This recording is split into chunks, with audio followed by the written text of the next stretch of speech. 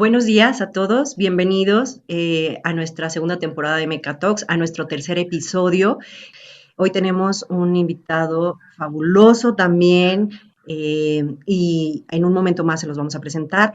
Por el momento les recordamos y les agradecemos estar en cada una de estas ponencias y les recordamos que si pudiste cumplir con 8 de 9 episodios que tenemos, vas a poder tener acceso a tu constancia. Así que te agradecemos el interés, te agradecemos tu lealtad para con nuestras ponencias, nuestros ponentes, y sobre todo, pues agradecer a la Dirección de Egresados y Desarrollo Profesional poder llevar a cabo este trabajo, este proyecto en conjunto con la Maestría en Mercadotecnia y Publicidad. Decidimos hacer el episodio 2 juntos y para eso le doy la bienvenida y el agradecimiento a la doctora Marimar Sáenz.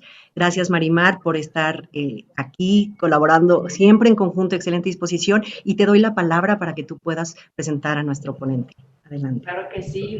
Buenos días a todas y a todos. La verdad es un gusto tenernos aquí en nuestro tercer episodio, trabajando en colaboración, como creo que se debe de hacer en estos tiempos, con la doctora Lynn Moreno, con la maestría de Mercadotecnia y Publicidad. Y bueno, para no alargar más la introducción, presento a Jorge Rendón. Voy a leer de manera muy breve su semblanza, y terminando su semblanza, te daré la palabra, Jorge, para que arranques. Permítanme tantito.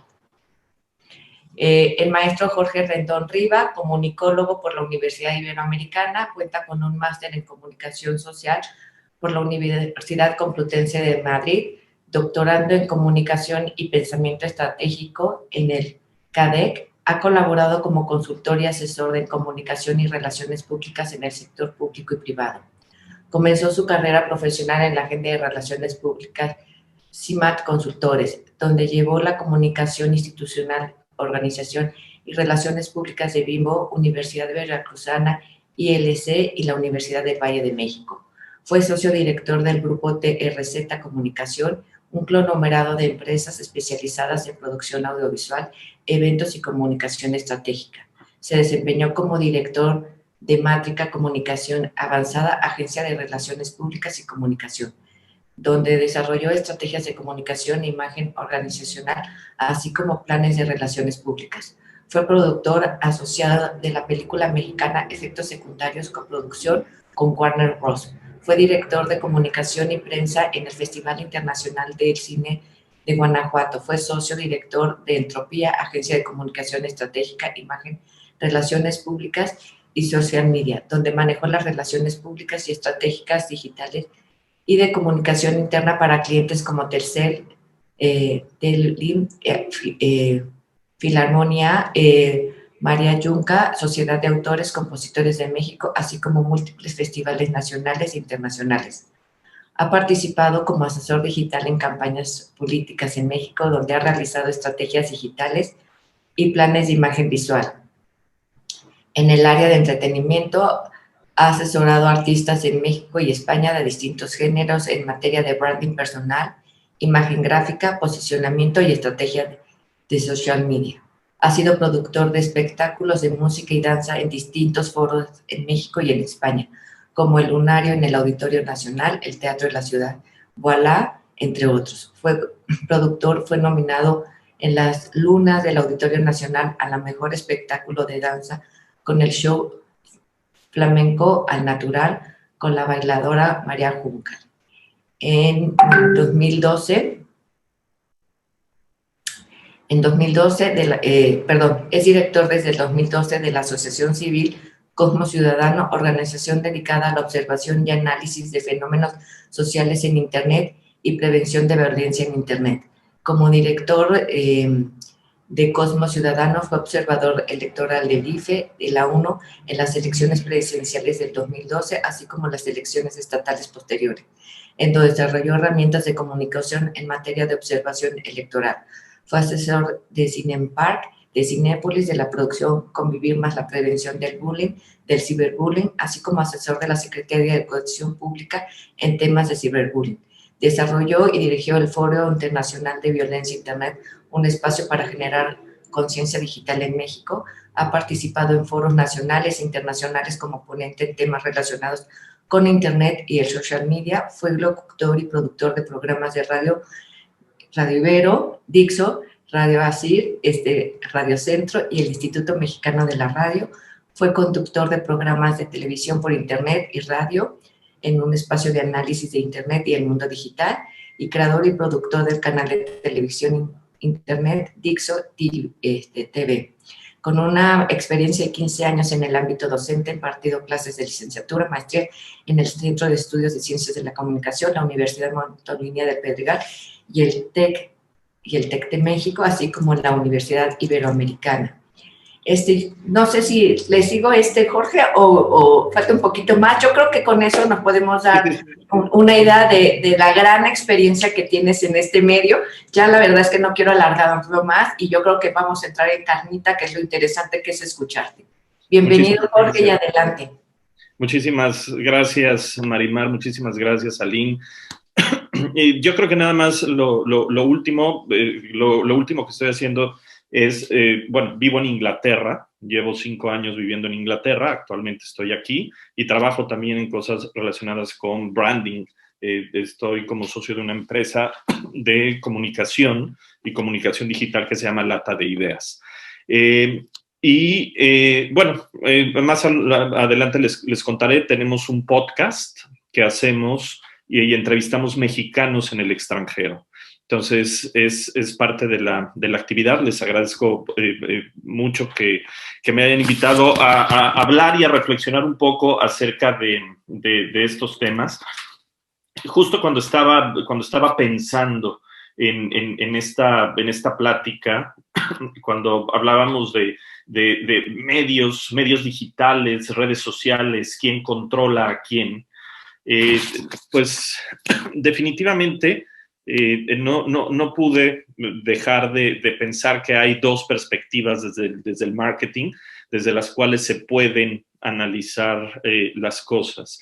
En principio tenemos el microentorno, todas estas fuerzas cercanas a las empresas, a las compañías, que tienen que ver con el análisis de los mercados, de los consumidores, los canales de marketing, competidores, con los públicos, etcétera. Y por el otro lado tenemos el macroentorno, que es justamente hacia donde me voy a enfocar el día de hoy. El macroentorno, que tiene que ver con todos esos factores externos que hacen que muchas de las decisiones de las empresas vayan cambiando. Nosotros no podemos controlar ese macroentorno porque está constituido por cuestiones demográficas, económicas, tecnológicas, políticas, todo lo externo que influye dentro de las empresas, dentro de las organizaciones en general, tiene que ver con este macroentorno.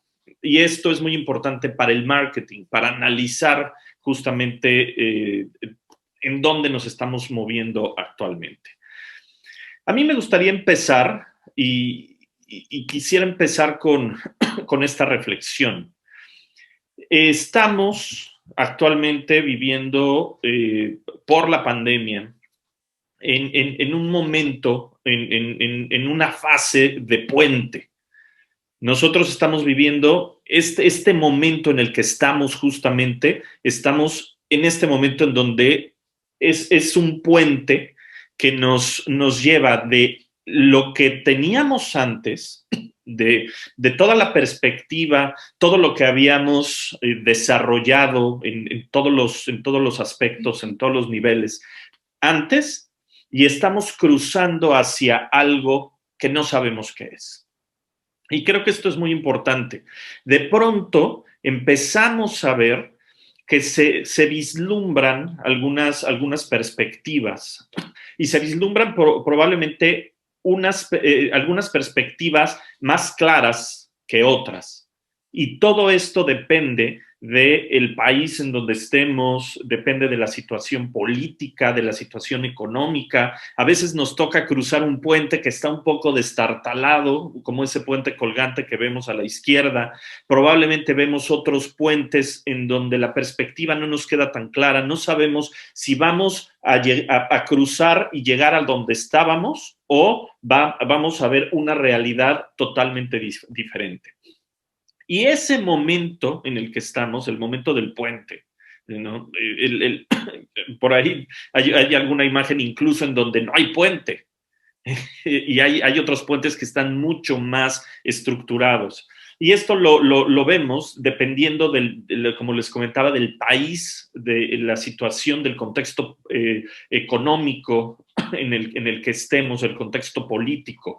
Hay muchos países que han construido estos puentes y ya incluso se acercan al cruce, y hay otros que falta.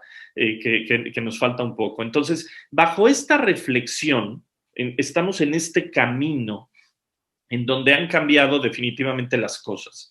Están cambiando, hay nuevas tendencias, hay nuevas perspectivas y pasaron un montón de cosas relacionadas con el ámbito digital. Podemos ver, por ejemplo, que hay opiniones que dicen que se aceleró, la pandemia aceleró la tecnología entre 5 y 7 años, ¿no? Esto se dijo en el Consumer Electronics Show, un evento muy importante que se acaba de desarrollar. También el Foro Económico Mundial habla de que en el 2025 el empleo se robotizará, ¿no? Y será tan común como el humano. Sin embargo, hay una parte muy importante. Por ejemplo, la jefe de la plataforma digital de LinkedIn dice que el trabajo del futuro es digital, pero también humano, sin perder esa perspectiva.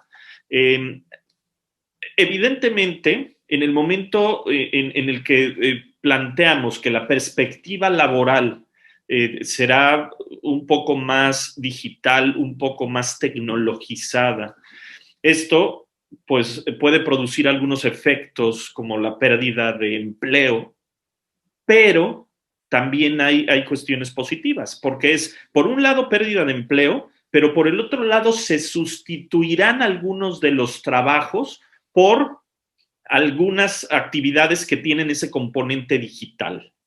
Entonces, esas nuevas habilidades serán mucho más cotizadas, ¿sí? Estamos en este proceso de tecnologización.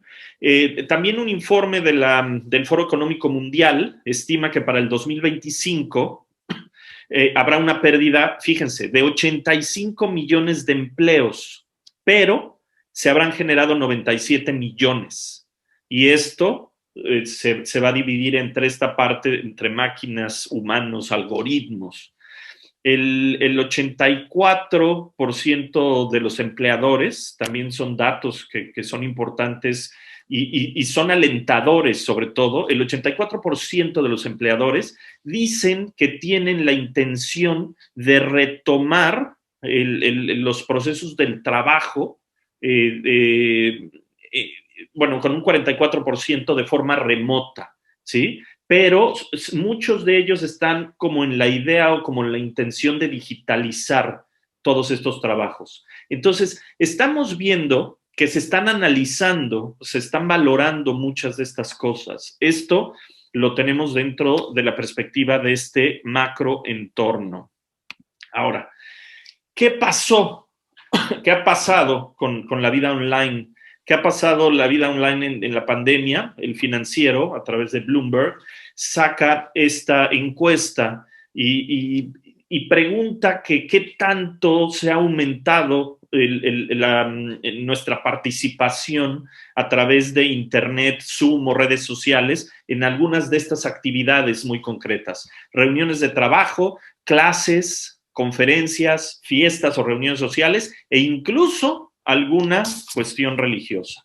Entonces, sí vemos que definitivamente ha generado un aumento. Definitivamente vemos que ha pasado de mayo del 2020 a febrero del 2021 a incrementarse. Se registra un incremento, es obvio, es lógico, y muchos de estos procesos, les comento, están mutando y se están volviéndose híbridos. Y lo vamos a ver un poco más adelante.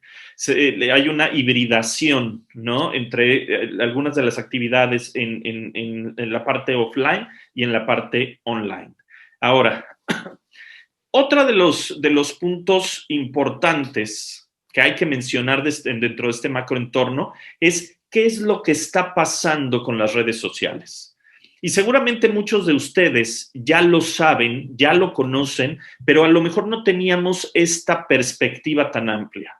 ¿Qué es lo que está pasando con las redes sociales? Pues tenemos a prácticamente 10, 12 empresas que son las que llevan el monopolio de las redes sociales. Y ahí es muy interesante ver, por ejemplo, cómo estas 12 empresas que son dueñas de todas las demás, podemos ver que, por ejemplo, Apple adquirió Shazam y lo hizo por $400 millones, o que Facebook es dueña de Instagram, de WhatsApp, Microsoft compró hace poco LinkedIn, tiene Skype, MSN, Bing, y estamos viendo incluso como Skype también está por ahí. Estamos viendo que muchas de estas empresas complementan parte de los servicios que ofrecen con otras redes sociales. Entonces, si tienen un poco de paciencia y de curiosidad por ver cómo se forma este esquema, vamos a ver que Facebook, y vean, si seguimos la línea, todas las empresas que tiene Microsoft, en fin, son los grandes grupos, eBay, Amazon. Esta perspectiva, al fin y al cabo, cuando hablamos de esta perspectiva de empresarial, se vuelve, al final de cuentas, un monopolio. Y también, dentro de lo que tenemos que ver, es cómo las autoridades en Estados Unidos están acusando a Facebook, a Amazon, a Google y a Apple de monopolios. Hay una demanda en Estados Unidos por monopolio. Son, al fin y al cabo, acusados de abusar de esta posición dominante en sus mercados, de establecer algunas de las reglas y de los precios para que dentro de la parte del comercio electrónico, búsquedas de las redes sociales, de la publicidad en línea, por ejemplo. Se habla de que el Congreso de Estados Unidos ha dicho que, por ejemplo, Amazon se le acusa de que sirve como plataforma comercial que usan muchas empresas con las que al mismo tiempo compite al actuar como vendedor. Entonces, por ejemplo, a Facebook. Facebook habla de que tiene un poder monopólico en el mercado de las redes sociales, que la empresa ha mantenido la estrategia de adquirir, de copiar las posibles amenazas que surjan en torno a lo que ellos hacen. En el caso de Google, también se le acusa de monopolizar las búsquedas, ¿no? De la publicidad online por medio de prácticas anticompetitivas. Y Amazon, lo que les comentaba, un poco de actuar como juez y parte. Apple, el monopolio a través de la tienda de aplicaciones para crear barreras a la competencia y sacar a los rivales que tienen. Ahora, esto es lo que dicen el Congreso de Estados Unidos. ¿Qué dicen las empresas al final? ¿Qué es lo que están haciendo? ¿Cómo justifican esta actividad? Y por un lado, por ejemplo, Google, en Google se justifica que ellos tienen servicios como Google Maps y Gmail y hablan de que ayudan a miles y millones de personas en sus labores cotidianas, y además que han invertido miles de millones de dólares en investigación y desarrollo para crear toda esta infraestructura, para mejorarla también. Amazon dice, ok, yo, si no existiera, podría tener un efecto de dejar fuera a muchas de las tiendas en línea de millones de comerciantes independientes. ¿sí? Entonces, al final, o sea, tengo una labor hasta social importante. Apple, ellos dicen, pues sí, a través de la tienda de aplicaciones que tenemos, hemos desarrollado nuevos mercados, nuevos servicios, nuevos productos, incluso que antes ni siquiera pensábamos, no se pensaban anteriormente, y se han expandido, se han desarrollado muy bien. Ahora, Facebook, en cuanto a Facebook, ellos rechazan, por ejemplo, que al haber comprado Instagram o al haber comprado WhatsApp, esto sea anticompetitivo, ¿no? Porque ofrecen una gran variedad de productos, de servicios a millones y millones de personas. Entonces, por un lado es lo que están diciendo las empresas y por el otro lado de lo que se les están acusando. Ahora, hay una parte que es muy importante aquí. Seguramente esto no va a tener ningún efecto en estas grandes empresas, porque cuando pase el tiempo para que la posible demanda fructifique, tanto Google como Facebook, Amazon o Apple ya se van a haber reinventado y van a haber modificado de lo que se les acusa. Entonces, al final no van a fructificar estas demandas. Por otro lado, cuando hablamos de este macroentorno, pues tenemos el caso que también se debatió, se discutió muchísimo en torno a la censura que se le hizo al expresidente Donald Trump. Fue una censura a través de redes sociales que suspendieron por un momento las cuentas del expresidente y al fin y al cabo lo acusaban de haber incitado a la violencia. Esto es todo una temática, porque por un lado está la perspectiva de la libertad de expresión absoluta y por el otro lado de las mismas políticas que tienen las compañías, ¿sí? Cada una de las empresas que tienen las redes sociales, que como vemos son monopolios, son 12 las que tienen todo el control y la información, porque esto también es importante decirlo, en el momento que estas empresas pertenecen a un mismo grupo, pues también la información está dividida entre todos ellos. Entonces, esta cuestión de la censura es una cuestión que se habló mucho, a mucha gente le dio mucho gusto que de pronto hubieran hecho eso al expresidente, pero en términos estrictos, si nosotros hablamos de una empresa que censura a un gobernante, bueno, tiene también sus pros, tiene sus contras, hay muchos contras. Es una discusión que que yo creo que todavía tenemos que seguir generando en muchos sectores, además. Y ¿saben qué es de pronto lo que sucede? Que esto nos salpica, ¿no? Por un lado, nos salpica, vamos a ver el caso de México, qué fue lo que pasó, pero cuando hablamos de censura, hablamos, por un lado, la censura que las redes sociales aplicaron a Donald Trump, por ejemplo, o que pueden aplicar a los gobernantes, y por el otro lado, también estamos hablando, hay censura de Internet en algunos países. Como les comento, estamos viendo el macroentorno.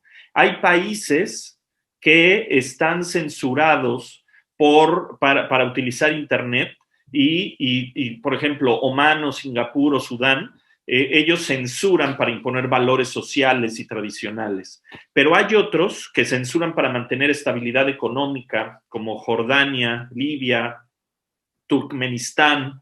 Hay otros que censuran para la seguridad nacional, los tenemos en color rosa, Cuba, India, Morocco. Hay otros que están censurando a los mismos a los usuarios, no se permite el que tengan acceso a estas redes sociales. Ahora, como les decía, ¿qué es lo que sucede? Pues que de pronto nos está salpicando tenemos este halo, este fantasma de la censura muy, muy cercano también en México, por ejemplo. ¿Qué es lo que sucedió? ¿Y por qué saco el tema ligado a toda esta parte de la censura? A ver, se censuró a Donald Trump en Estados Unidos. En México se empezaron también a cerrar algunas cuentas de simpatizantes el presidente, de López Obrador.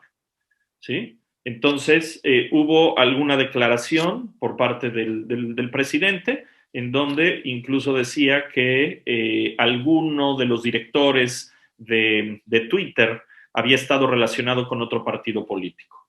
Luego sale este señor, el senador Monreal, y habla de una posible regulación.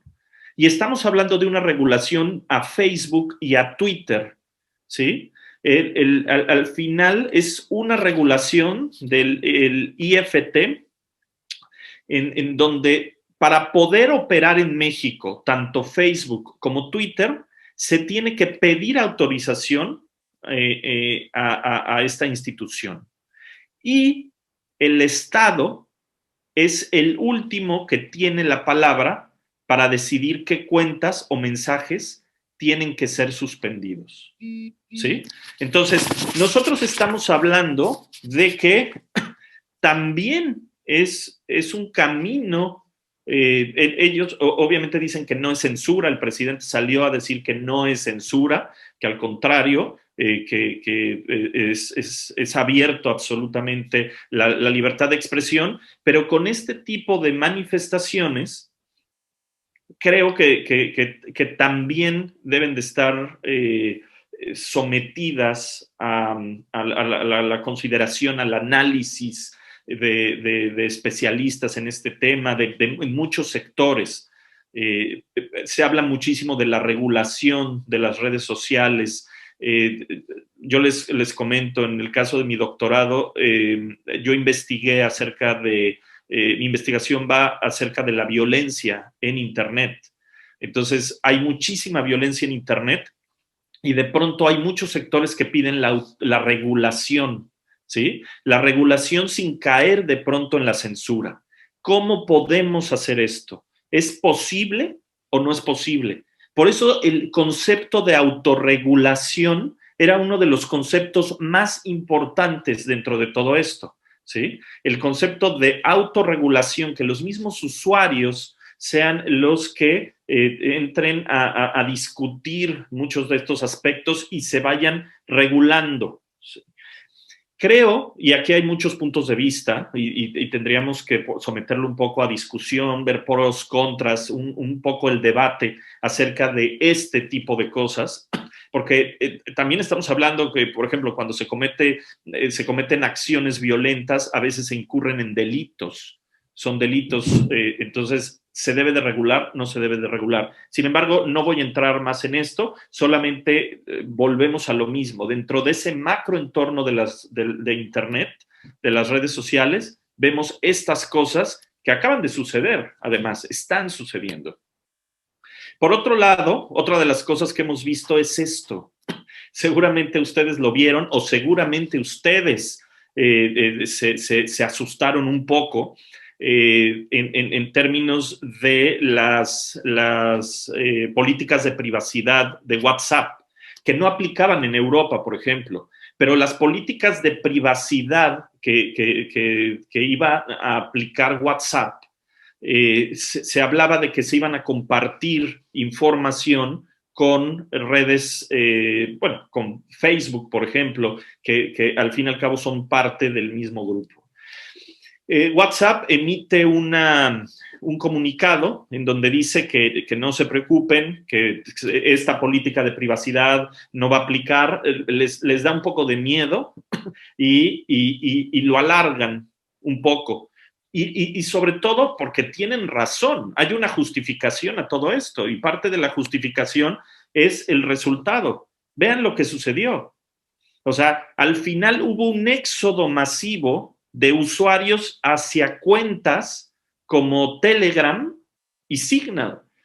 Entonces, estamos hablando de que incluso Telegram dio este comunicado. Telegram superó los 500 millones de usuarios activos. 25 millones de usuarios nuevos se unieron en las últimas 72 horas. 38 de Asia, 27 de Europa, 21 de América Latina y 8% de Oriente Medio y norte de África.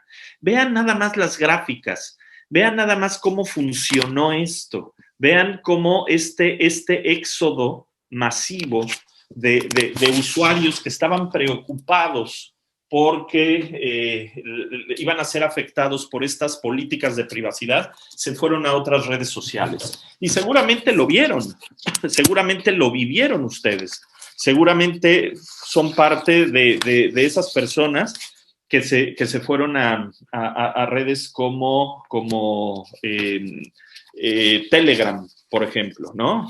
Entonces, es otra de las cosas que ha sucedido en los últimos días, prácticamente en las últimas semanas. Comercio electrónico, otra de las grandes tendencias. ¿Qué pasa?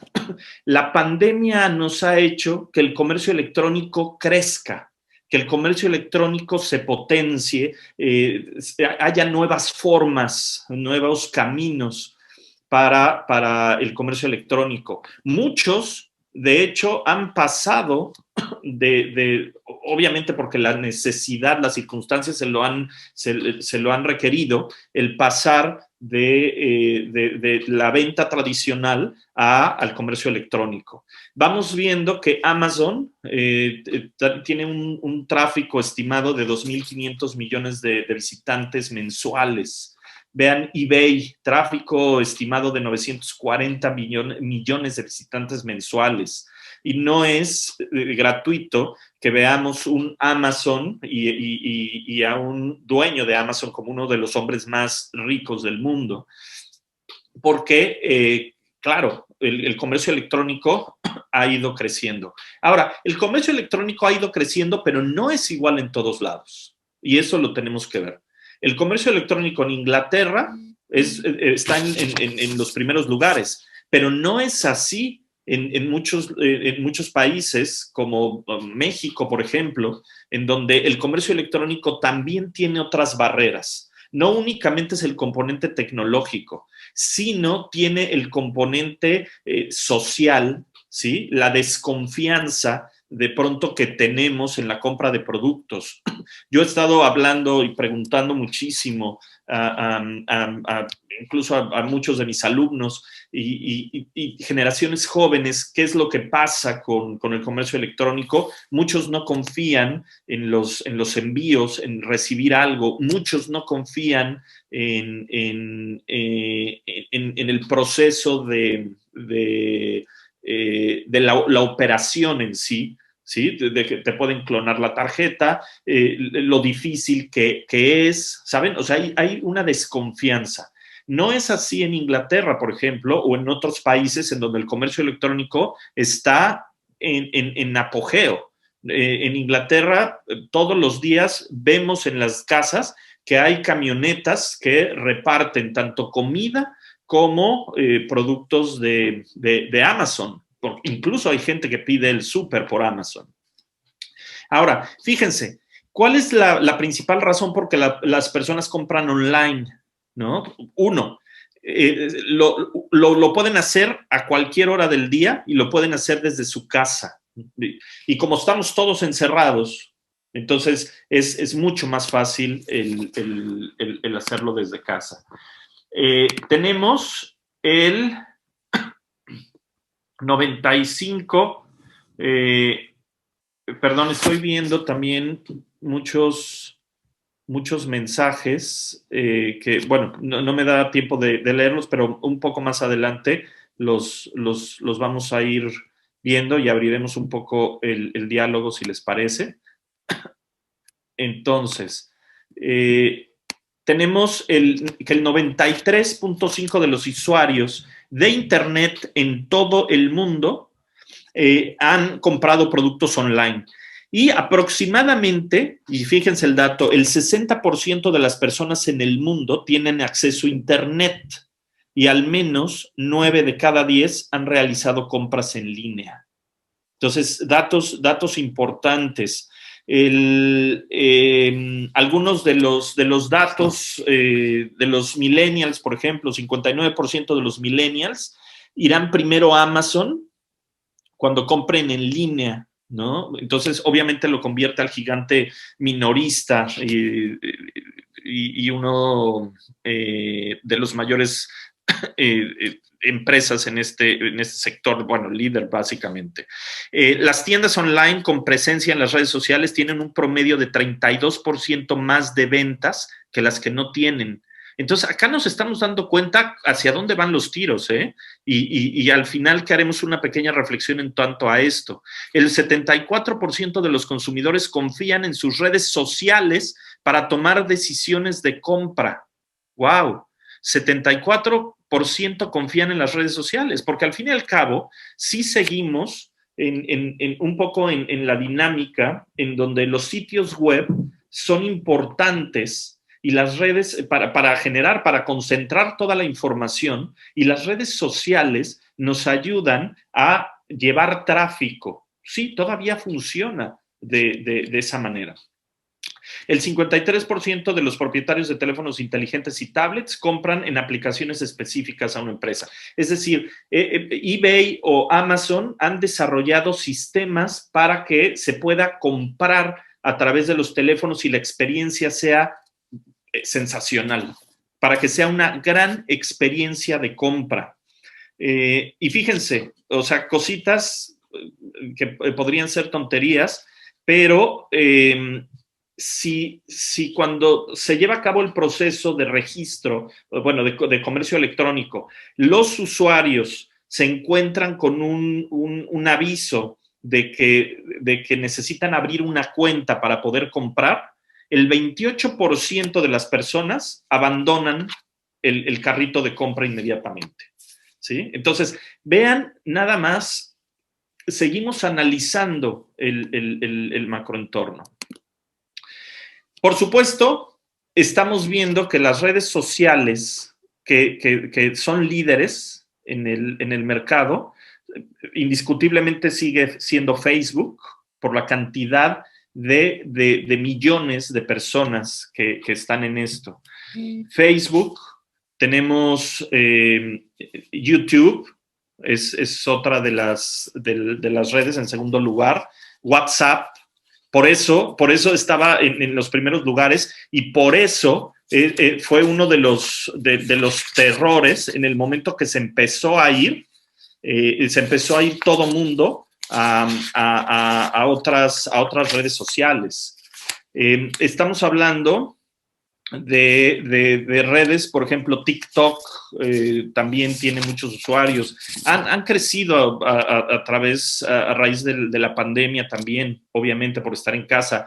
Twitter todavía está, vean la cantidad de millones de personas que hay en cada una de las redes sociales. ¿Y qué motiva a las personas a usar las redes sociales? Pues depende mucho de la edad, depende mucho del tipo de usuario, ¿sí?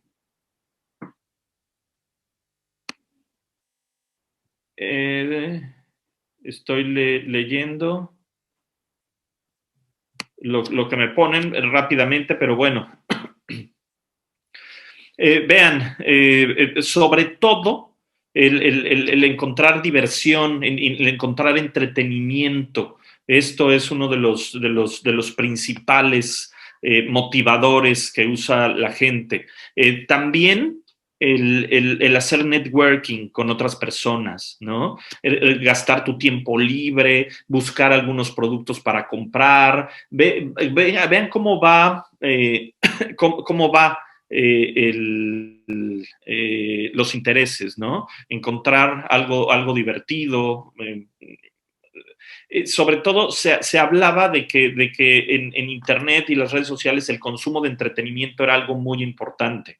¿Sí? La gente también veía noticias a través de las redes sociales, era otra de las funciones, ¿no? Entonces, compartir videos con otras personas, estar en contacto con alguien más, actualizarte. En la pandemia, prácticamente las redes sociales nos han servido para estar informados de lo que está pasando, son compañía, por ahí dice alguien. Y sin embargo, también nos han generado el estado de estrés, el estado de miedo que de pronto tenemos, porque hay muchos contenidos que son falsos, las fake news, muchos contenidos que incluso nosotros mismos transmitimos a los demás sin verificar que la información sea correcta. Hay muchísima desinformación y el miedo también provoca cosas en las personas. También de pronto, digo, a los que nos ha dado COVID, vamos, yo recuerdo en algún momento cuando me dio, estaba yo revisando todo el tiempo las redes sociales y llegué a estar en un estado de estrés impresionante, porque lo consideraba yo como una ruleta rusa, ¿sí? Que no sabías si te iba, si se te podía complicar, si no se te podía complicar. Era el miedo también te generaba un estado de estrés, de angustia, y eso es lo que está pasando actualmente.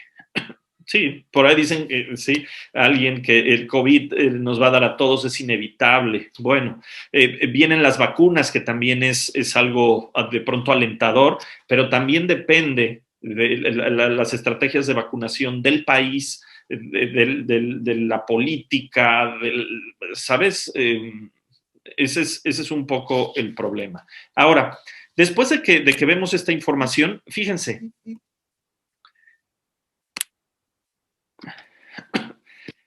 hay que contrastar la información. Vamos a hablar un poco más adelante de las fake news, y de pronto preguntan cómo sacarla, cómo saber si una página es real. Sí, de pronto podemos darnos cuenta. Yo he tenido oportunidad de hablar con algunos periodistas de este tema de fake news. De hecho, si quieren en algún momento encontrar información de mexicanos que están en el extranjero, pueden ir al podcast de Encontraste México, que está en Spotify. De ahí hay mucha información de muchos mexicanos que están en el extranjero y que están tratando de entender estas temáticas. Fíjense qué buena gráfica esta. Fíjense, esta gráfica está increíble, porque lo que hace es dividir a las redes sociales dependiendo de las actividades, ¿sabes? Redes sociales que ayudan a la marca, redes sociales para la interacción social, nada más, redes sociales para todo, para música, para eventos, live stream, para todo. Y vean cómo están divididos, ¿no? Redes sociales que tienen video, redes sociales que son educativas, redes sociales que prácticamente abarcan todo el espectro social. Entonces, es algo muy interesante, y desde la perspectiva de marketing, creo que esta información nos ayuda, ¿no? Es una gráfica que saca una empresa, ¿no? Es Conversation Prince 5.0, pero bueno, es como para que nos demos una idea de lo que está pasando. Dice, eso es uno, pero me parece que es... Ok. Bueno, ahorita lo vemos. Y vean esto, que también este es otro de los puntos importantes dentro de de este macroentorno y lo que pasa en las redes sociales. Estamos hablando de los datos, los grandes datos. ¿Qué pasa con esto?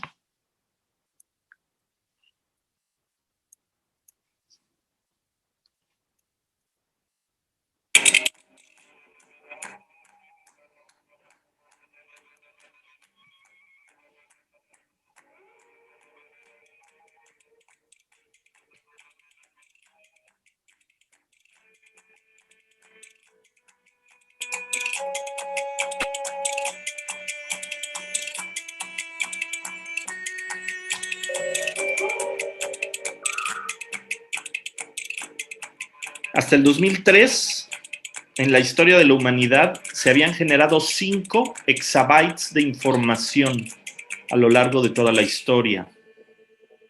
El CEO de Google lo comentó en el 2010. En 2007 hubo 281 exabytes. Y 4 años más tarde se alcanzaron 1800 exabytes. Cuando llega el boom de las redes sociales, se generan contenidos para videos. Ahora cualquiera puede prácticamente generar información. Estamos generando información a nuestro paso. ¿Qué es lo que pasaba en Internet? En un minuto en Internet se veían hasta 97,222 horas de video en Netflix. Se veían 4,300,000 videos de YouTube. Se enviaban 473,000 tweets. Se hacían 176,220 llamadas de Skype. En Instagram se posteaban 49,380 fotografías. Un minuto en Internet. Y Spotify reproducía 750,000 canciones. Datos, información que vamos dejando a nuestro paso por todos lados. Y por supuesto que la información seguirá aumentando. Se habla de que, de acuerdo con la conexión, la movilidad, se estiman 30 terabytes de información al día por coche.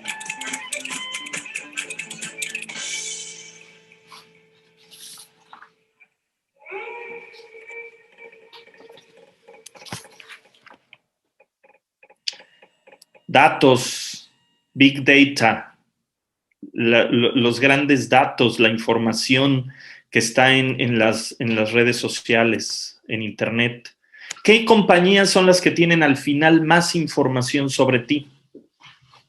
Fíjense, Facebook recoge un 70,6%, Instagram 58,8%, Tinder, Grindr, Uber y algunas otras redes, Strava, Tesco, Spotify.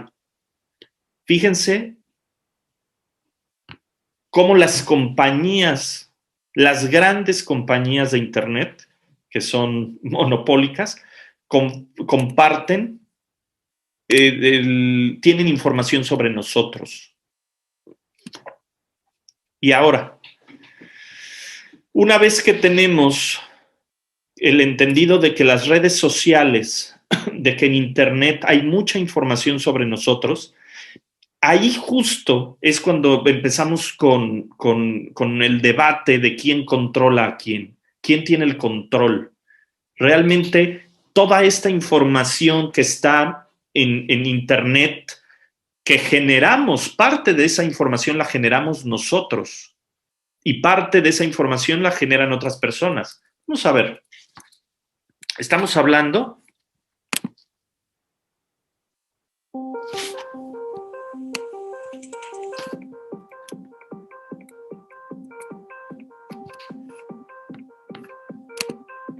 Estamos hablando que en promedio cada uno de nosotros produce 5,000 megabytes de información todos los días. Y esto es por geolocalización, por reconocimiento facial, estatus, imágenes, video, búsquedas, compras. Todos estos elementos van dejando esta metainformación.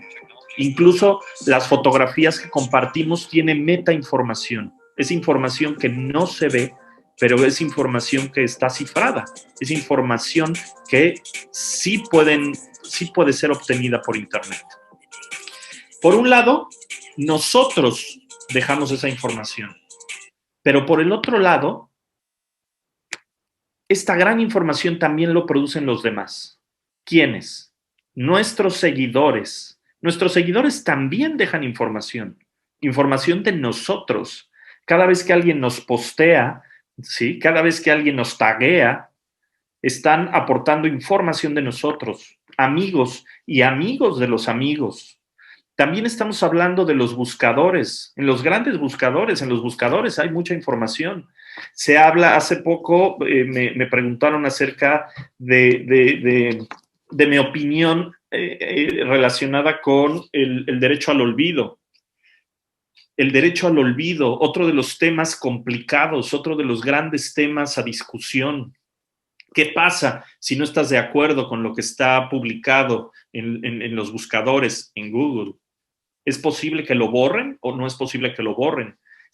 Incluso hubo una demanda en Estados Unidos de una persona que no quería que la información que estaba en Internet fuera publicada y fue a la corte.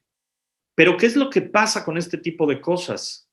Pues obviamente Google argumenta porque no quiere que se cree un precedente. Si no, todos empezaríamos a buscar que se borrara la información que no nos conviene, la información que no nos gusta, la información que nos afecta en las redes sociales, en Internet. Y al final, Google argumentaba, pero es que yo no soy el que genera la información. Yo soy solamente el lugar en donde otros ponen esa información. Entonces, también esta información tiene que ver con la información que vamos dejando, con los grandes datos, tiene que ver con cookies, los trackers, spyware, la seguridad y los registros gubernamentales. Toda la información que vamos dejando en Internet está a través de esto. Entonces, ¿quién controla a quién? Fíjense, cuando hablamos de trackers, los trackers al final son el alma del Big Data, ¿sí? De los grandes datos. ¿Qué es un tracker? Pues los trackers son pequeños fragmentos de códigos que están en las páginas web. Y vean los datos. Algunos estudios afirman que 75% de los sitios web tenían algunos, por lo menos hasta un tracker, ¿sí? ¿Para qué sirve un tracker? Pues es para dirigir campañas de pronto para un target específico, ¿sí? El 74% de todos los sitios web contenía al menos un rastreador a terceros. Y los trackers son fundamentales para los anunciantes, las agencias de publicidad digital, porque permiten segmentación y orientación de campañas. Estos son los trackers, los que también ofrecen información, esta parte del Big Data. Pero por otro lado, también están las cookies, que estamos mucho más familiarizados con cookies. Estos pequeños archivos de texto que son enviados a los navegadores de los sitios web que visitas. Y todo esto, y fíjense, a partir de un tiempo para acá, algún par de años, en todas las páginas web aparecen la política de cookies, ¿sí? Es como la que les estoy mostrando. Fíjense, sus datos personales, sus opciones son nuestra responsabilidad. Nosotros y nuestros socios utilizamos cookies o tecnologías similares para acceder y almacenar información no sensible como la dirección IP. Procesamiento de datos nos permite, por ejemplo, mejorar la experiencia del usuario, medir la audiencia del sitio, características de redes sociales o mostrar anuncios personalizados. Cuando tú haces clic, estás aceptando estas cookies. Y realmente todos, o casi todos, tenemos que poner aceptar para que nos dejen continuar en el sitio, ¿sí? Pero muchas veces no leemos todo esto y muchas veces no borramos las cookies de nuestros navegadores. Entonces, es importante ver cómo se maneja toda esta información. Es mucha información al final la que hay por todos lados. Y por otro lado, fíjense, hay sistemas de recomendación. Y aquí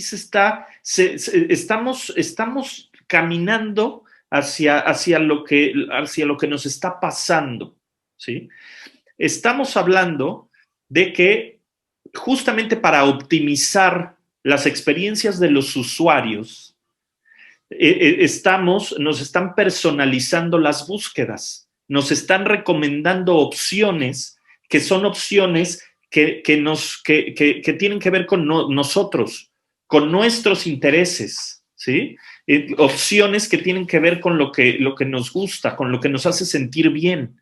Entonces, al fin y al cabo, estos sistemas de recomendación los vemos todos los días y los vemos en Netflix, los vemos en Spotify, los vemos en todas las, en Amazon, en eBay. Según lo que vamos comprando, según lo que vamos buscando, nos van haciendo sugerencias.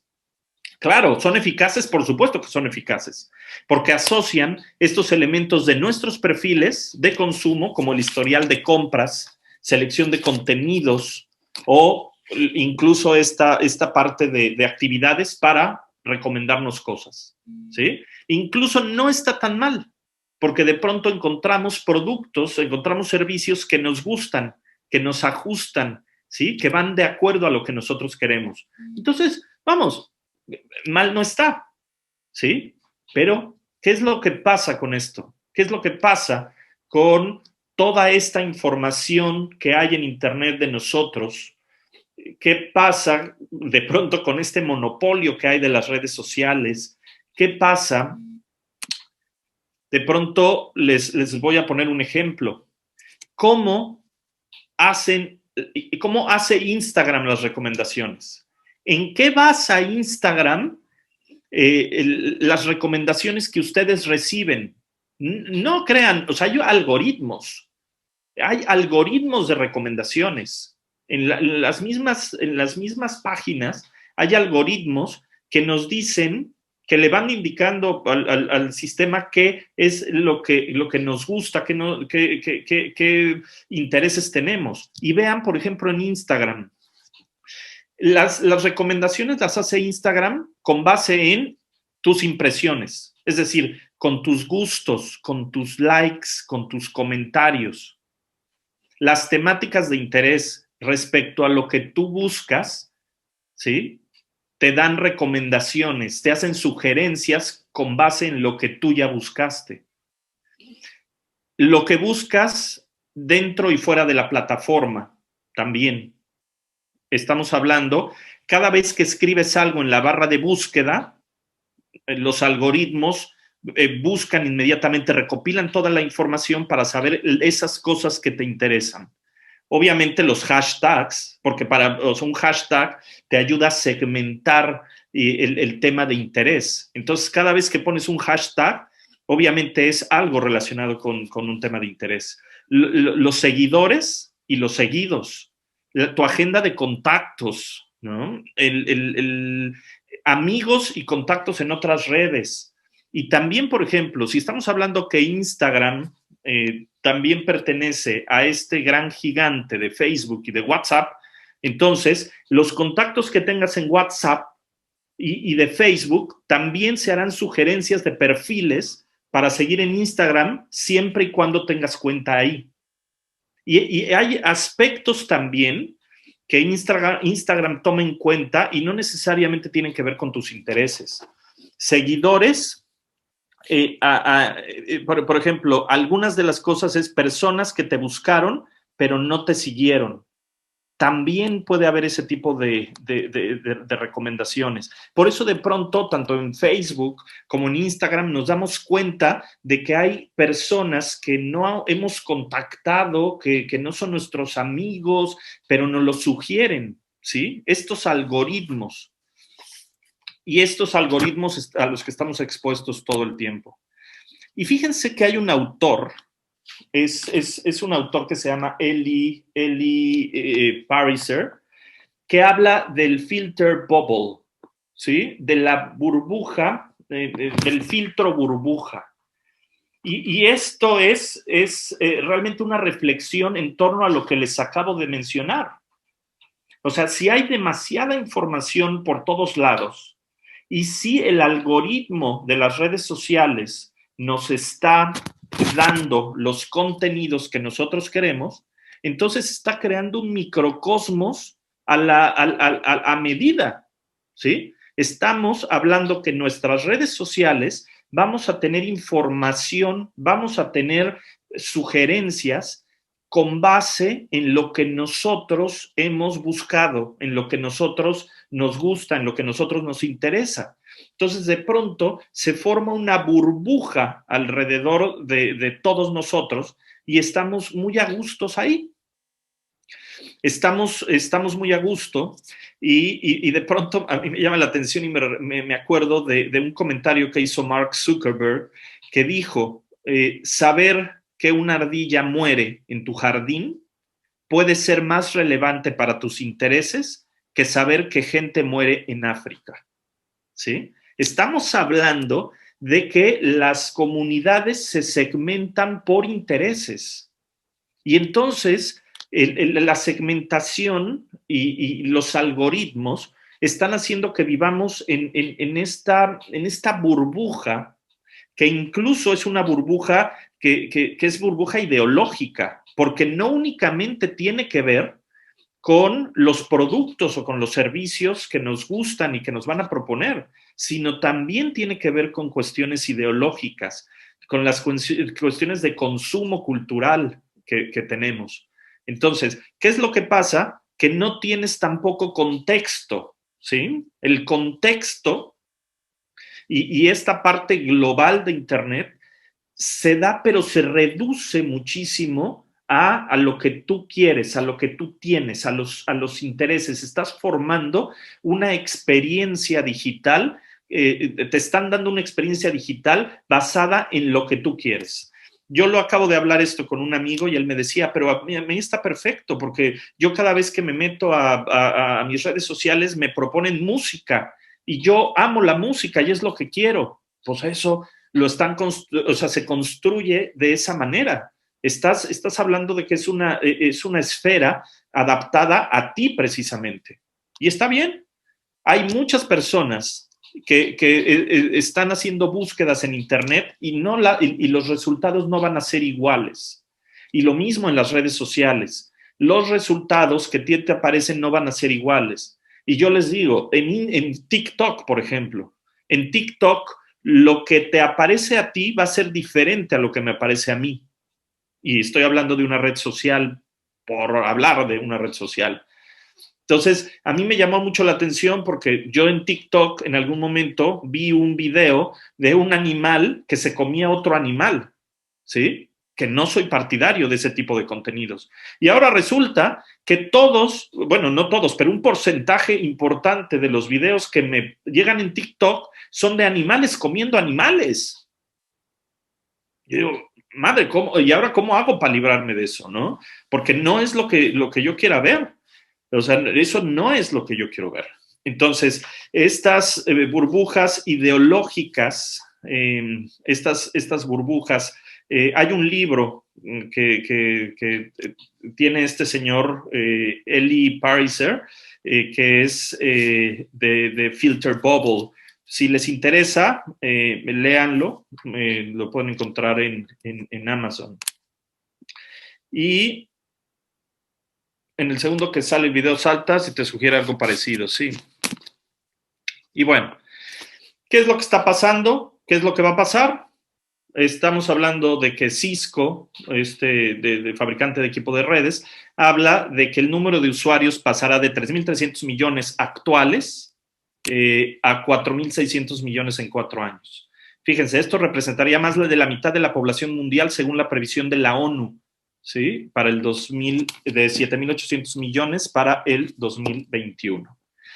Y a manera de conclusión y a manera de reflexión, yo les diría, 1, tenemos que buscar cómo vamos a adaptarnos, ¿sí?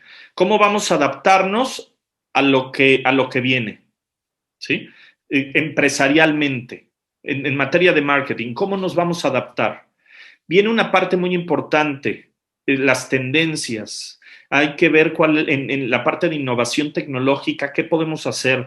Si nuestras empresas, si lo que nosotros queremos hacer, queremos emprender, va por ahí. Hay algunas pistas. En el último de los podcasts que hice, entrevisté a un gurú, a un mexicano que está en Silicon Valley y que se ha dedicado a videojuegos durante muchos años, Mario Valle. Y él dice, yo tengo un fondo de inversión y está invirtiendo en 2 cosas. Está invirtiendo en realidad virtual y realidad aumentada y en videojuegos. Entonces me dice, va por ahí. Después de los móviles, de los teléfonos inteligentes, esta es la siguiente revolución. Piénsenlo. Vamos a pensar también en otro punto. Hay que ver que hay nuevos públicos y nuevas audiencias. Los nuevos públicos y las nuevas audiencias son sumamente importantes. Son públicos más digitales. Tenemos que entenderlos. Hay nuevas estrategias de comunicación y de marketing que tenemos que pensar, que tenemos que valorar con base en lo que viene. Estamos en el puente, estamos en este puente, pero pronto cruzaremos.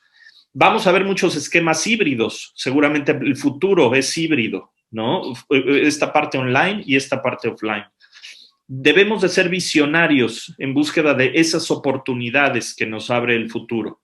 Y por último, y yo creo que muy importante, el generar conciencia digital, el tener conciencia digital. Y este es uno de los conceptos que a mí me gusta muchísimo. Creo que es necesario que tengamos conciencia digital, es decir, que veamos lo que implica, lo que hay en este macroentorno, lo que implica ser digital, ¿no? De qué manera se están cambiando los procesos, de qué manera los niños ahora están hiperconectados a las pantallas, de qué manera nosotros estamos también intercambiando o hibridando esta parte online y offline. Esta parte de ser conscientes de lo que está sucediendo y de lo que viene es uno de los grandes retos que tenemos. Muchas gracias. Jorge, muchísimas gracias por esta plática, la verdad, excelente. Muchísimos comentarios en el chat. Igual, muchas gracias a todos por su participación.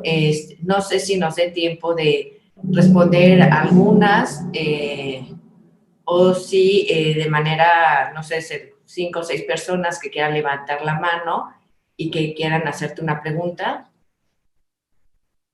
Adelante. A ver, yo estaba tratando de seguir el chat, pero no me... Sí, no, es que sí hay muchísimos comentarios. Sí, no me fue posible. No sé si hay algún... ¿Cómo le hacemos? ¿Algún par de preguntas? Abramos de pronto la reflexión, ¿no? Ante todo esto. 3 participantes levantaron la mano. A ver, déjame ver. No veo. Denise Ríos, María Fernanda Castro y Roberto Arriola. Sí. Pues adelante, si quieres primero Roberto, luego CTE y luego Mariana Villanueva. Gracias, buenas tardes a todos. Jorge, muchas gracias por tus palabras. Una pregunta muy puntual. ¿cómo ves el uso de estas tecnologías de cara a la seguridad pública y el uso político del Estado para los próximos años? Mira, yo creo que son temáticas que tenemos que abrir a la discusión y abrirlas a la discusión desde distintas perspectivas y distintos ángulos. Obviamente, el poder realizar tal vez algunos foros de discusión respecto a esto con abogados, con mercadólogos, con comunicólogos, con politólogos, ¿sabes? Sería muy importante. A mí me preocupa la parte de la censura. O sea, la palabra censura me chirría muchísimo en todos los sentidos. Censura y control, ¿no? Regulación. Son dos palabras que en términos de manejo de redes por el Estado, ¿sabes? Me preocupan bastante. O sea, creo que tenemos que platicarlas. A mí me asusta un poco la propuesta del senador Monreal, ¿no? En el sentido de tratar de regular las redes sociales. Ahora, eso por un lado. Y por el otro lado, uno de los temas que no sacamos es, por supuesto, el de la seguridad, ¿no? De la ciberseguridad. Y creo que todo esto va de la mano con lo que yo decía al final. O sea, si generamos esa conciencia digital, ¿no? Para buscar ciudadanía digital, que es otro de los conceptos que también se abre y que va muy ligado con esto. Se hablaba al principio por ejemplo, de alfabetización digital y el concepto se queda corto. Sí tenemos que alfabetizar a la gente, pero el concepto se queda muy corto. Tenemos que buscar la ciudadanía digital y generar conciencia digital. Pero es un trabajo que implica que también el Estado quiera, ¿sabes? Yo trabajé muchos años en temas de violencia en Internet y uno de los principales problemas a los que me enfrenté es a la disposición del gobierno para echar a andar muchos de estos proyectos. Entonces, trabajo conjunto con gobierno para ver políticas públicas, con todos los demás. En una de esas de aquí sale un foro, ¿sabes? De aquí se deriva un foro en el que podamos hablar de todo esto. Este es el principio de una discusión riquísima, ¿no? Pero bueno, gracias. A ver. Te agradezco, gracias. Gracias. Si quieres, es que no tengo tu nombre, y tú. Estás en clave. Soy Carola, perdón, no la había cambiado. Mucho gusto, Jorge, gracias de verdad por esta ponencia impresionante. Soy comunicóloga y mercadóloga, me dedico a social media, entonces la más feliz, tengo una agencia de redes sociales. Y bueno, te quería comentar primero, me encantó y tienes un estilo lo máximo para captar al público, pero bueno, algo muy importante, no sé si tú has visto que ha sido como mi dilema, yo disfruto mucho las redes sociales, porque he visto cómo incluso con mis clientes, con todo esto de la pandemia, si no de verdad hubiéramos tenido estas redes sociales, mis restaurantes hubieran tronado, porque tuvimos que cerrar y solo hacíamos to go, tiendas en línea que llevamos todas las cosas, y bueno, estando en Morelia, que es un poquito más pequeño como la parte de comercio a nivel México, ¿no? Entonces, bueno, yo estoy muy agradecida con esta parte, pero mi dilema es como, seguro viste el documental de Social Dilemma de Netflix. Ajá. Obvio, me encantó, me impresionó, pero creo que es justo lo que tú dices, como, o sea, cuando mi mamá también, pues las cadenas de tías y todo te mandaban lo de WhatsApp del problema, al final nosotros damos el contenido y al final nosotros decidimos si ese contenido aportamos en redes, ¿no? O todo es negativo o las utilizamos de una manera bonita, buena. Entonces, creo que sí es muy importante, nosotros tenemos ese control de qué le damos, qué datos les damos, digo, al final saben toda nuestra vida, entonces no tengo tampoco ningún problema. Nosotros somos quienes damos el contenido, pero creo que el trabajo está en nosotros realmente, en usarlo de la mejor manera en vez de simplemente quejarnos, ¿no? De las redes sociales, que creo que, o sea, como que la gente se ha ido como más a esos extremos, o de creerse todo, ¿no? En vez de investigar un poquito. Pero te agradezco muchísimo, estuvo increíble, y creo que sí es algo, bueno, como yo médico diario, todo el día tienes que estar viendo qué tendencias vienen y qué viene, porque si no, te quedas atrás.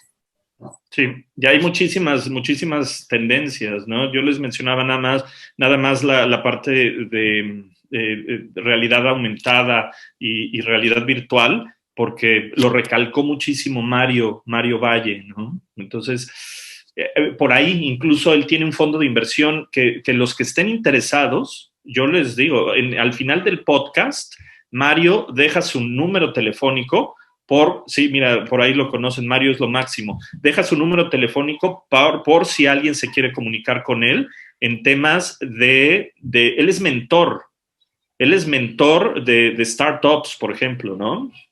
Entonces, exactamente, qué bueno que lo pusiste, Francisco, muchas gracias. Él es de Toluca, sí. ¿Correo electrónico? ¿Perdón? ¿Se vale que nos compartas tu correo electrónico? Sí, por supuesto. Les voy a dejar este. Se lo compartí a Ociel. Bueno, ahora lo dejo. Si quieren, vamos a algún otro comentario. Muchas gracias. Gracias por tu comentario. Justo nos estaban preguntando de tu podcast también, ¿no? El que mencionaste.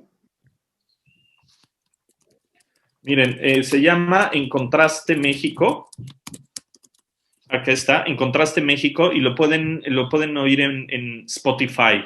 Hemos tenido a muchos invitados hablando desde el Banco Interamericano de Desarrollo hasta cónsules, gente que hace cine, productores, en fin, creo que sería muy importante si les interesa. Está Mario Valle, en fin, muchísimas temáticas que lo puedan oír. Sobre todo somos mexicanos que estamos en el extranjero y que estamos luchando ahí por promover también a nuestro país en el extranjero desde la distancia. A ver, ¿quién más? Javier, Mariana.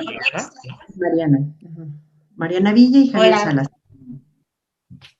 Pues mira, yo, bueno, antes que nada, gracias por tu plática. Y yo justamente estoy ahora, vivo en Madrid y soy abogada en México y en España, y precisamente acabo de iniciar ayer un curso para certificarme como delegado de protección de datos, porque me interesan muchísimo estos temas. Y te quería preguntar, ¿tú cómo ves el equilibrio, o cómo crees tú que debería ser el equilibrio, ya que tu tesis doctoral comentas que es sobre la violencia en Internet, por ejemplo, cosa que me parece súper interesante y me hubiera gustado escuchar más de ese tema? ¿Cómo controlas, por ejemplo, o cómo sancionas esa violencia si no hay un cierto control del Estado? ¿O hasta dónde tendría que haber ese control del Estado y hasta dónde dejarlo a la libertad del individuo? Yo también estoy muy en contra de la censura y a favor de la libertad de expresión, y uno de mis intereses en hacer este curso es precisamente más desde el punto de vista de los derechos individuales, de la defensa de los derechos humanos, del derecho a la integridad o al honor, por ejemplo, o a la libertad de expresión. Pero me gustaría mucho saber cuál es tu punto de vista en ese sentido. ¿Cómo podrías crear un régimen sancionador sin limitar en exceso las libertades individuales? Bueno, muchas gracias, Mariana. Aquí yo creo que hay algo muy importante, y tú que eres abogada lo puedes ver. Gran parte de la violencia en Internet es una extensión de la violencia offline. Ese es un hecho, claro. Está en otro canal, ¿sí? Las características del canal hacen que sea un poco diferente. Sin embargo, cuando estamos hablando de un delito, que muchas de las expresiones de violencia llegan a esa parte, un delito se sanciona como delito, ¿sabes? O sea, sí hay o sea, legalmente hay algunos esfuerzos por tipificar esto. En México, si estás interesada, hay una ley que acaba de pasar que es la Ley Olimpia, ¿sí? La Ley Olimpia justamente habla de el sancionar con, bueno, creo que hasta con prisión, a las personas que compartan imágenes o videos de otras personas, ¿no?, que tengan algún contenido privado o sexual o lo que sea, a los que las compartan sin el consenso, ¿sí? O sea, porque obviamente estamos hablando de pronto de expresiones como sexting, ¿no? El sexting es el compartir imágenes con cierto contenido sexual, pero eso es consensuado. Entonces, cuando hay ese consenso, no hay delito prácticamente. El problema es cuando las personas, sin la autorización del otro, lo publican y eso cae en pornovenganza o en sextorsión. En fin, hay montones de nombres. Y creo que uno de los grandes pasos fue el que se aprobara esta Ley Olimpia, porque protege también a las mujeres en este sentido, ¿no? Olimpia es el nombre de la mujer que la propuso, que estuvo cabildeando, que fue, y se me hace muy importante el que se analice desde esta perspectiva. 2, la autorregulación, ese es otro de los puntos. Creo que la autorregulación es donde tenemos que subrayar también. Cuando no hay delito o cuando no se ha tipificado como tal y no hay nada que hacer, de pronto la autorregulación es importante. Yo, por ejemplo, en mi tesis saqué muchos de las políticas que tienen Facebook, TikTok o Instagram en contra de los discursos de odio, por ejemplo, ¿no? Que de pronto no es delito, o sea, no es que sea delito, pero es algo... En Inglaterra como que ya están persiguiendo gente por tweets, ¿no? He leído que en Inglaterra y en Estados Unidos ya han habido arrestos incluso por gente que pone tweets, pero que son comentarios, vamos, o sea, casi de broma, y que es claramente una broma, y claro, que los han arrestado por censura, vamos, que me llama la atención que eso pase en Inglaterra, pero claro, es que te digo, depende de cada país, de cómo estén las regulaciones, de cómo estén, pero se está avanzando. A mí el caso de México me parece maravilloso que la Ley Olimpia esté, revísenla si quieren, y también, bueno, yo creo que en casos de violencia en Internet, la cultura de la denuncia también tendría que ser algo muy importante. El problema es, como tú lo sabes, que en México la cultura de la denuncia no existe porque no, o sea, se tiene la idea de que no hay justicia, ¿sabes? Entonces, ¿para qué lo hago? Pero también hay canales. Está la policía científica, por ejemplo, en donde lo que pasa es que faltaría hacer más promoción a estos canales, ¿no? Pero bueno, muchas gracias. Tenemos, me parece, gracias, Mariana. ¿Quién más? ¿Javier? Muchas gracias. Encantado, muchas gracias por la conferencia, me gustó mucho. A mí me preocupa mucho el tema de la manipulación. Y ya desde la campaña de Donald Trump hace algunos años, y ahora más recientemente aquí en México, vemos cómo los bots manipulan la opinión pública. ¿Y qué puedes decir de eso y qué pudiéramos hacer contra los bots? Bueno, mira, los bots se pusieron muy de moda, se han puesto de moda con las campañas políticas, y los bots han ido evolucionando, porque los bots al principio eran huevitos nada más y era muy fácil distinguirlos. Ahora han evolucionado a tal nivel que ya tienen más vida propia. Entonces, sin embargo, los bots tienen, como son máquinas al final, tienen una cierta lógica para funcionar. Entonces, no es tanto que manipulen a la opinión pública, porque muchos de los usuarios se dan cuenta de que probablemente son mensajes repetidos y que no generan discusión. Yo creo, o sea, los bots originalmente se utilizaron para invadir las redes sociales y, por ejemplo, para bajar ciertos temas en Twitter que eran trending topic, ¿sí? Entonces, se llegaron a utilizar en ese sentido. Haz de cuenta, si de pronto subía un trending topic, para que se hiciera trending topic, había muchos usuarios que estaban discutiendo acerca de una temática. Si metían bots ahí, entonces el algoritmo de Twitter detectaba que había perfiles falsos y ¡pum!, lo bajaba inmediatamente. O de pronto se utilizaban para distraer la atención también de algunos de los usuarios, ¿sí? Y que dejaran el tema en el que estaban trabajando y se fueran al otro, ¿sí? Sin embargo, a mí los bots no me preocupan tanto, me preocupan de pronto más los trolls, ¿sabes? Porque los trolls sí tienen, el trolling como tal, sí tienen más vida propia, es más difícil, son usuarios reales.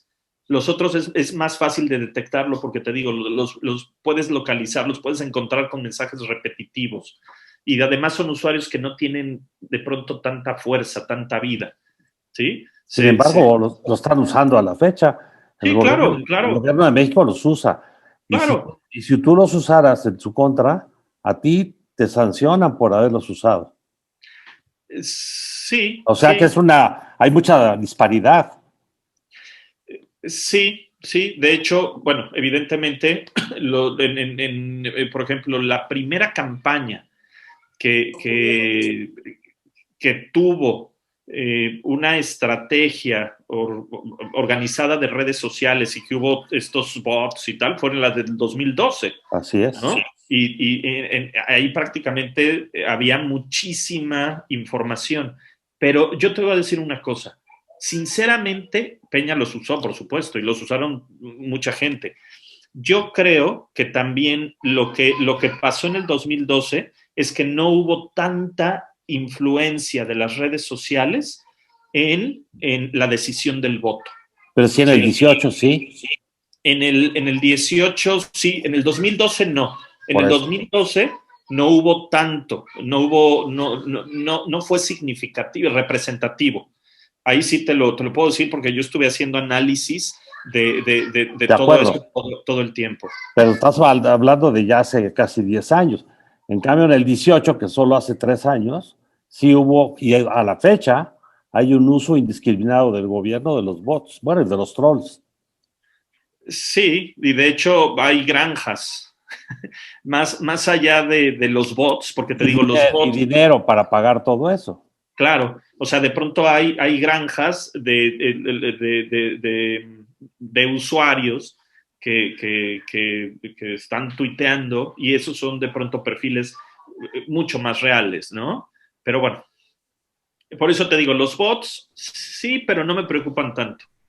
Me preocupan más los que tienen vida propia, porque acuérdate, en Internet de pronto la interacción es más importante. Y bueno, ya no quisiera meterme más a la parte política porque, o sea, hay muchísimas cosas para discutirlo. Pero bueno, muchas gracias por el comentario. Muchas gracias. Tenemos muchísimos comentarios y muchísimas preguntas, pero la verdad se nos fue el tiempo volando. La verdad estaba estimado para 60 minutos, ya llevamos 90 y te vamos a hacer llegar los comentarios que están divididos entre felicitaciones, muchísimas para ti, preguntas que podrás tener y algunos diálogos, conversación con los participantes también, lo cual nos da mucho gusto que pudieran dialogar entre ellos. Así que mejor vamos a mandarte todos estos comentarios. Jorge nos dio la autorización a la Dirección de Egresados y a la Maestría en Merca y Publicidad para subir el video, por lo tanto, les haremos llegar la página del canal de YouTube donde estará el video.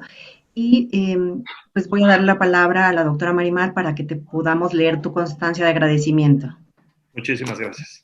Muchas gracias, Aline, muchas gracias a todos y como dice Aline, estaremos subiendo la ponencia tanto en el espacio de YouTube de la maestría de publicidad y mercadotecnia, como también en la página web de egresados. Y bueno, la constancia, la dirección de egresados y desarrollo profesional y la coordinación de la maestría en mercadotecnia y publicidad otorga el presente reconocimiento al maestro Jorge Rendón Riva por su valiosa participación como ponente al ciclo de conferencias Storytelling con el tema Medios y Marketing, ¿quién controla quién? Y firma la doctora Lynn Morenos, firmo yo, y Ciudad de México, febrero 2021. Muchísimas gracias, Jorge. La verdad, un placer tenerte y los esperamos para el próximo episodio que lo estará dando Humberto Herrera con el tema de branding personal. No se lo pierdan y seguimos en contacto. Que tengan un excelente, excelente día. Muchísimas gracias a todas y a todos. Gracias, Marimar. Gracias, Aline. Gracias por escuchar. Hasta luego. Hasta luego.